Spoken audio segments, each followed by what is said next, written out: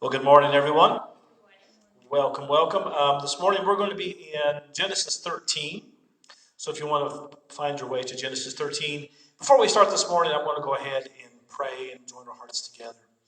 Dear Lord, I just thank you for the opportunity we have to meet and to proclaim your word, to study your word, and do it in this place of freedom, dear God. Help us never to take that for granted. And help us to learn from your word. And I just pray as we continue on in the study that you would just anoint me, use me as a vessel for your glory. Every word I say would come from you. Thank you for your holy word, and be with us this morning. In your precious name we do pray. Amen. Just a little recap as you turn to Genesis 13. We'll talk a little bit about Abram's journey. And we started in Genesis 12 where God called Abram and he told him to get up and to go and to leave his family, to leave the land, and to get up and go to a place that he would show him. And that land was Canaan. So we find out that after maybe just a little bit of a false start, that Abram gets up in obedience and he moves. But we heard a couple weeks ago about this diversion. We talked about that Abram got up and he went in obedience and he was going to Canaan. But when he got there, he didn't find, I don't think, what he was looking for. There was a little bit of maybe a disappointment because when he got there, there was famine in the land. There was no food to be found. And what Abram did was he kind of made a diversion. He went to Egypt where there was plenty of food to be found. And we learned a little bit a couple weeks ago about this whole journey to Egypt. It wasn't a minor distraction. It was a 5,000-mile journey in the wrong direction. It was past Canaan. And we talked about Proverbs 14:12. We talked about a man, can make choices and can justify those choices in his own heart. And we can do that because our heart is deceitfully wicked. But he logically, if we were to write down, okay, this is what he did and why he did it, most people agree, okay, that makes sense. You get to a place that didn't have any food. One of the requirements of living is food, so you're going to have to find a place to get some food. So, of course, he went to the place that everyone was talking about. Go to Egypt, go to Egypt. But what we find is that was really a place of disobedience, because when God told him to go, God would take care of him. And as he gets to Egypt, we find out he even begins with a lie, telling Sarai that, say that you're my sister, which was a half-truth because she was his half-sister. They end up in Egypt through disobedience and through a lie, and through that, Pharaoh takes Sarai, and God reveals to Pharaoh through the plagues that he, in fact, should not have done that. So Pharaoh tells Abram to leave. But he doesn't leave empty-handed. He gives him many, many gifts. And he gave those gifts to him in good faith that Sarai was indeed his sister, and he took her into the house. So these are ill-gotten gain, if you will. And they leave with all these great gifts. And we talked about a couple of weeks. One thing he did leave with was Hagar, which was going to end up to be an extreme thorn in the side. And we talked about that all sin has consequences. And we might not see that in the here and now. What we may be doing, we think, okay, there's no one is being hurt by what I'm doing. What I'm doing is of no consequence to anyone. But we'll never know truly. Sometimes we do.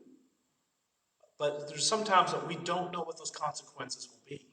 So as Pharaoh kicks Abram out, he gathers all that he has.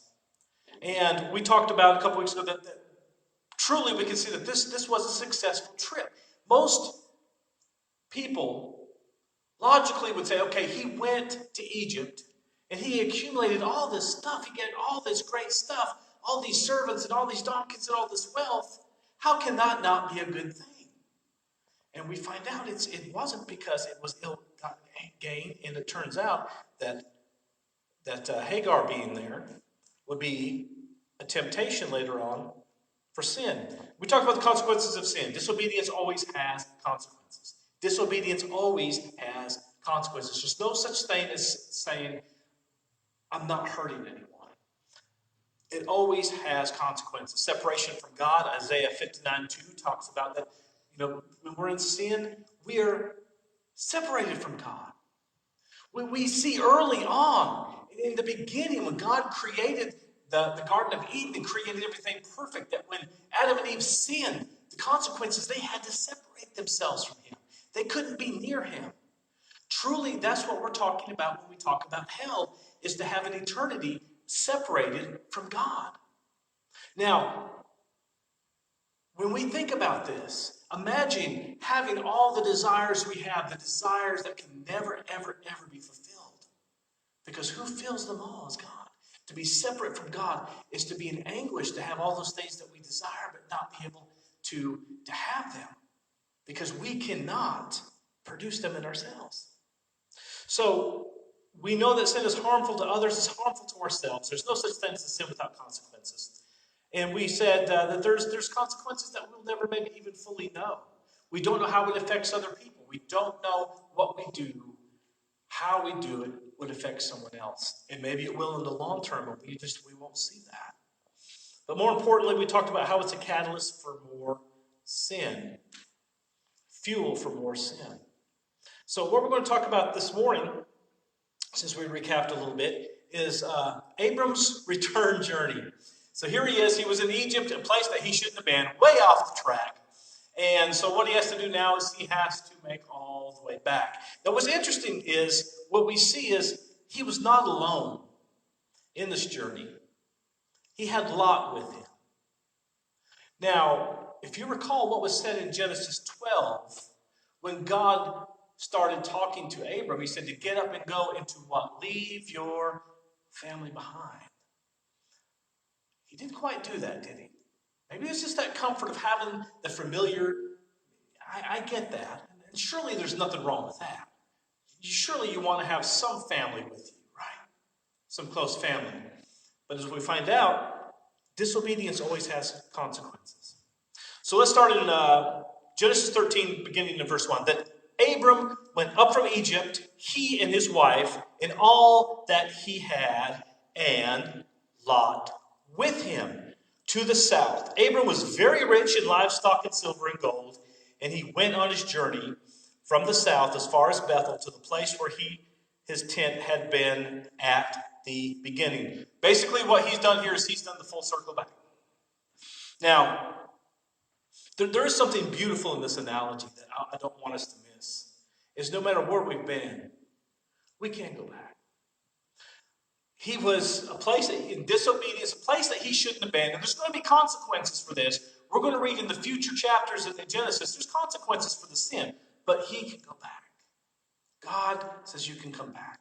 So he, at the beginning, between Bethel and Ai, to the place of the altar which he had made there at first. Full circle. And there Abram called on the name of the Lord. There will be consequences for his disobedience. There will be consequences for what has happened. But listen, God says, come on back. Let's do this again. There's so many times we think in life that we have gone to a place that we cannot come back. And there's one thing we have to look at. God would have provided for Abram in Canaan. When he first on his journey, when he first got there, when he saw that there was famine in the land, there wasn't food, he should have known that God would take care of me. God called me here, God will take care of me. This is God we're talking about. But in that moment of weakness, he looked not at his God, but his circumstances and himself and said, okay, I better make the call here. I've got people that are relying on me. Let's go to Egypt. So instead of dwelling on his mistakes in Egypt, he continued on, he got up, and he came back. Maybe with his tail between his legs a little bit, but he came back. But you see, Lot continued with him. When we talked about how God said to Abram to leave your family behind, and we talked about a couple weeks that there's fuel for fire through disobedience. And we're going to find out in this chapter, if Lot hadn't have been there probably wouldn't have been the strife that we're going to look at. There probably wouldn't have been the problem. But through disobedience, because of disobedience, we're going to see there was. Because it says in verse 5, Lot also, who went with Abraham, had flocks and herds and tents. Now the land was not able to support them, that they might dwell together. For their possessions were so great that they could not dwell together. Now this is the first mention really in the Bible of having great possessions, of having wealth. Having wealth in itself is not a bad thing. As long as you know how to handle wealth, how to handle your possessions. You see, but what you had here is the land, this land could not sustain, because they had probably a pretty good amount to begin with. Now through Egypt they had a lot more, and you have these two families that are kind of in conflict here. Now going back, if Lot hadn't have been there, this conflict wouldn't have happened. So there's always that fuel for fire for disobedience. And we'll find out later on if Hagar didn't happen to be there, if they didn't have that particular servant at that particular time, the conflicts wouldn't have happened as well. So now this choice comes up. And that's what I want to talk a little bit about this morning.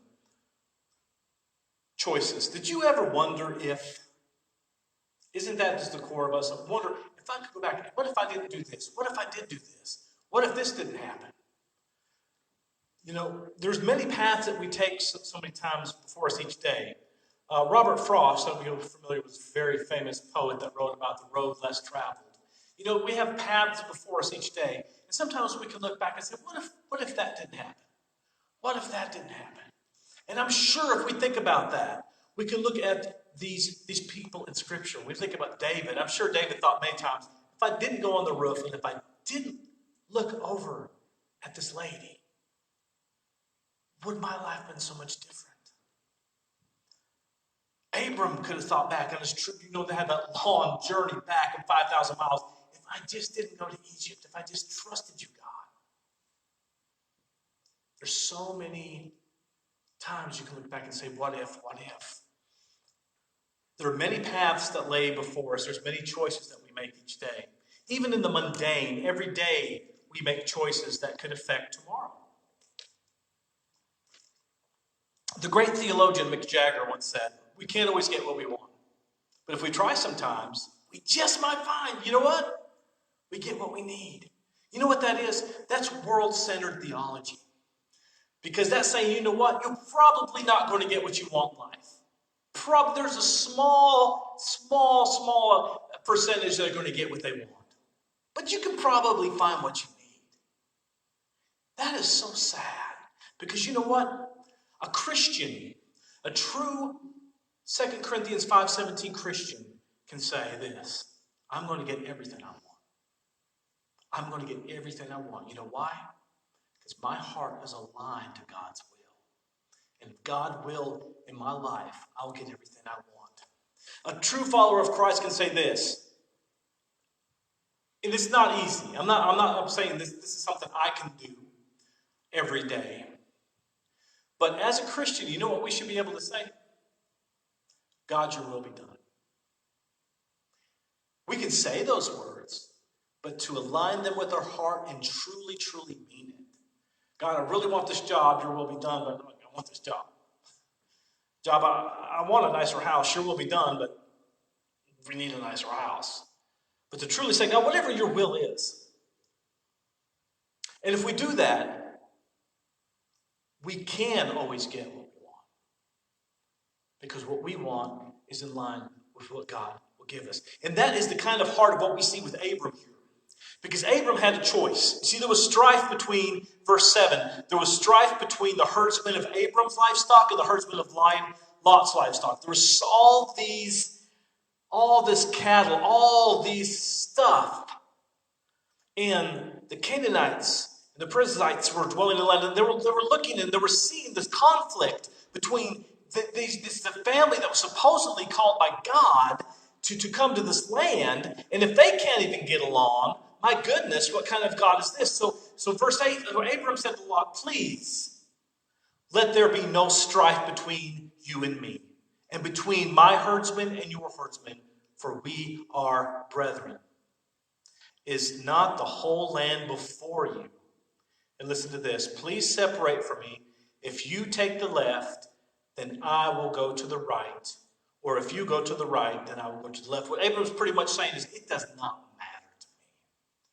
Now, I guarantee you one thing. If you looked over to the left and to the right, there was a difference in the two lands. One land was fertile, one land was lush, the other was barren. But what Abram is saying is this. I think Abraham at this point, Abram, there'll be a point when we call him Abraham.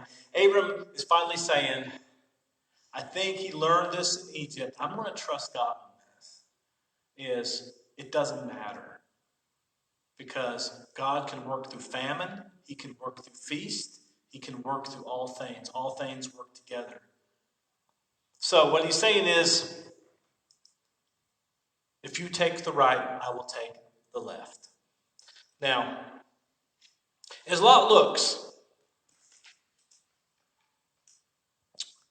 verse 10, and Lot lifted his eyes and saw all the plain of Jordan, and that it was well watered everywhere. This was before, and this is important with the parentheses, before the Lord destroyed Sodom and Gomorrah. Now, I'm not sure if you're a Bible student. Even if you're not a Bible student, you probably have heard Sodom and Gomorrah.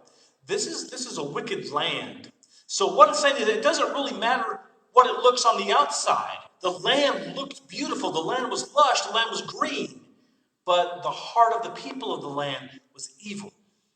But Lot wasn't looking for the heart of the people. What he was looking with his eyes, he was looking through his eyes in a fleshly way. His flesh led. And what we see is as Lot lifted his eyes and saw the plain of the Jordan that was well watered everywhere, this before the Lord had destroyed Sodom and Gomorrah, like the garden of the Lord, like the land of Egypt, as you go toward Zoar. Verse 11, then Lot chose for himself all the plain of Jordan, and Lot journeyed east, and they separated from each other. Now, it amazes me in some way. I mean, it shouldn't, because man's heart is deceitful evil. But when you think about this, Abram is called on this great quest by the holy God, the God, and God tells Abram to go, and he says, Lot, go with me. So Lot's just a passenger on this trip. You would think he would be so grateful just to be in the blessings that if he would say, hey, you pick. He said, no, you pick, or I'll pick whatever. It doesn't matter to me. But Lot is taking advantage of the situation. And as he looks, he sees something that he wants in his heart. He sees his heart's desire is of this green land. He's thinking, oh man, this is going to be so great for my cattle. This is going to be so great for my herdsmen. This is such a great land. And look, there's civilization over there. On the other side, there's nothing. So he chose out of his own heart's desire. In verse 12, Abram dwelt in the land of Canaan, and Lot dwelt in the cities of the plain, and he pitched his tent even as far as Sodom. So, literally, Lot chose the green pastures on the grass is always greener on the other side. Literally, Lot said, this is some green grass, and this is where I want to be.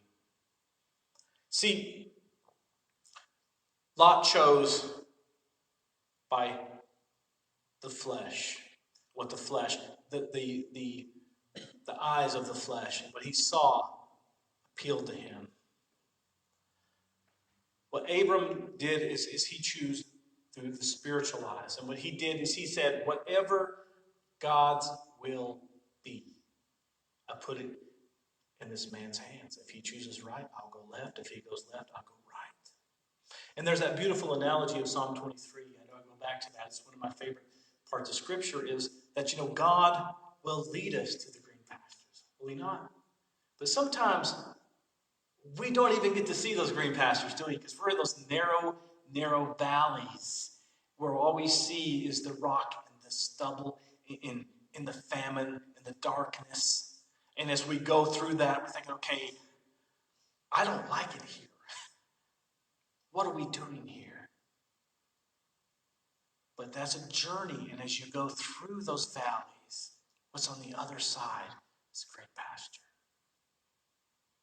Christian, if you're hearing this, there's going to be a green pasture.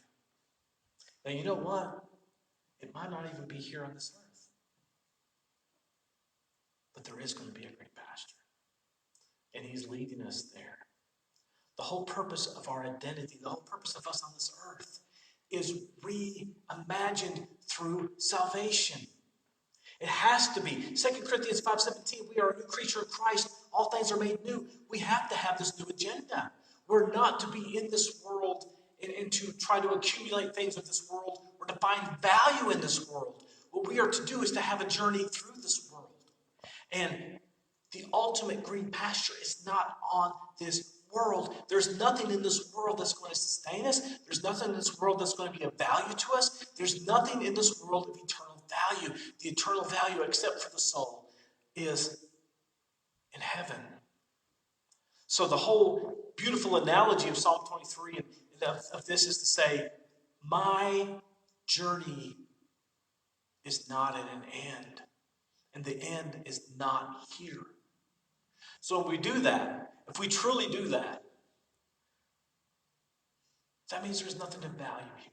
And that's what Abram is saying. You know what? It don't matter. It don't matter. None of this. God has promised me a promise. It doesn't matter. You choose whatever side.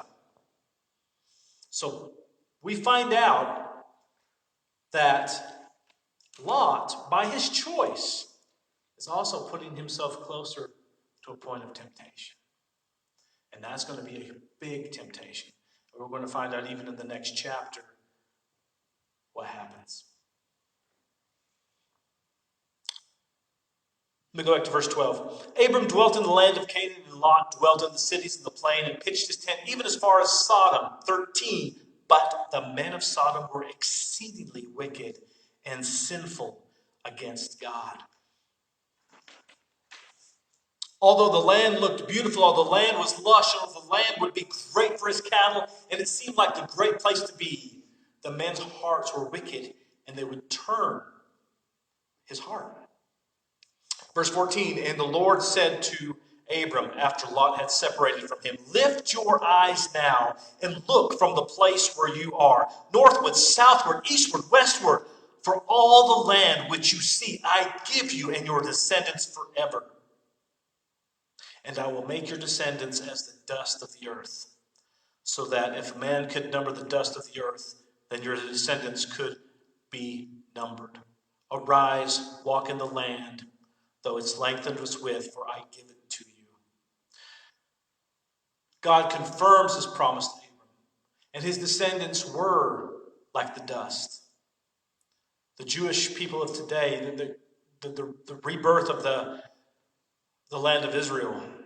Now, I've been studying on the Holocaust, and it amazes me. 6 million Jewish people were killed during the Holocaust. 6 million. 6 million. And yet, the abundance of that people, God's chosen people, are still amazing. But 6 million. And I know Abram couldn't even imagine how this would be fulfilled, how his people would inherit this land, the trials, the all that would be the future would bring, even the choices he would have to make involving his own promised son.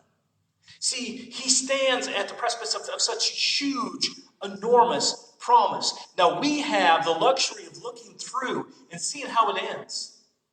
Ultimately, we know how it all ends. Abram did not. What he had to realize is he had choices he had to make every day. Would there be more disobedience? Yes, there will. Will there be more problems? Oh, yes. If he would see, if he could see, if God would give him a glimpse of the future, he might have said right there, I can't do it. I can't do that. But all he was given was one promise. One promise. It says, verse 17, arise, walk in the land through its length and its width, for I give it to you.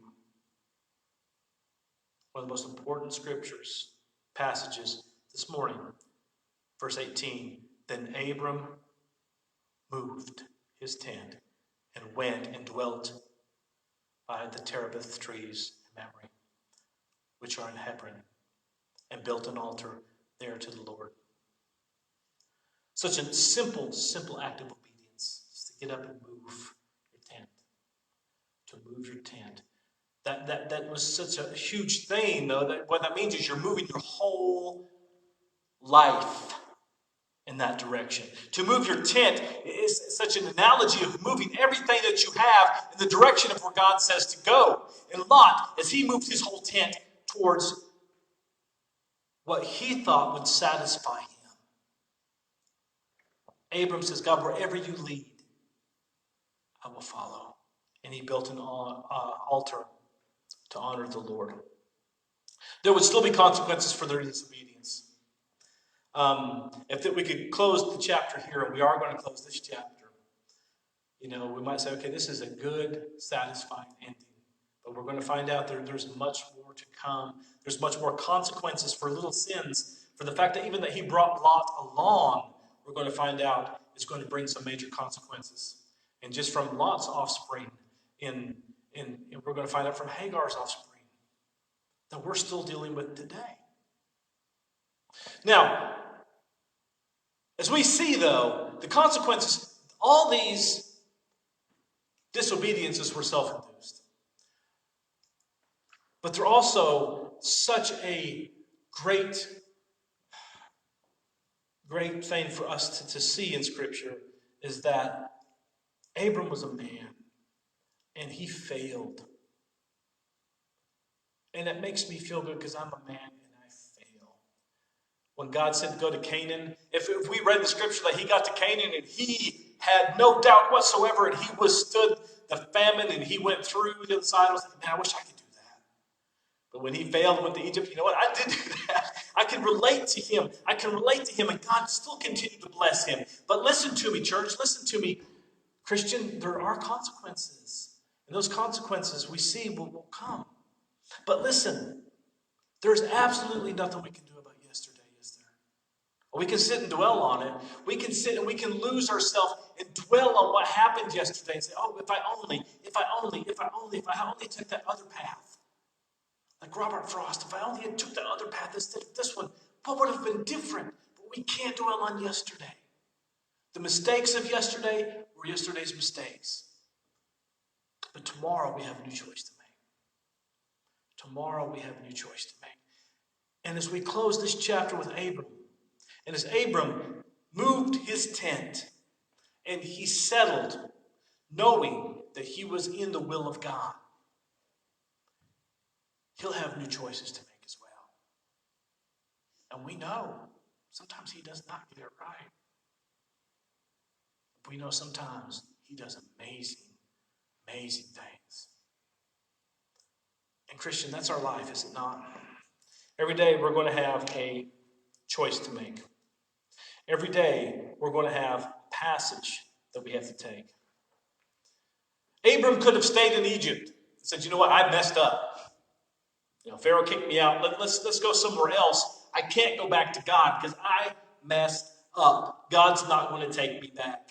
I believe that's the heart of so many Christians that have failed. God, I've failed you now for the 20th, 30th, 40th time. I know you can't take me back, so I'm just going to go off somewhere else.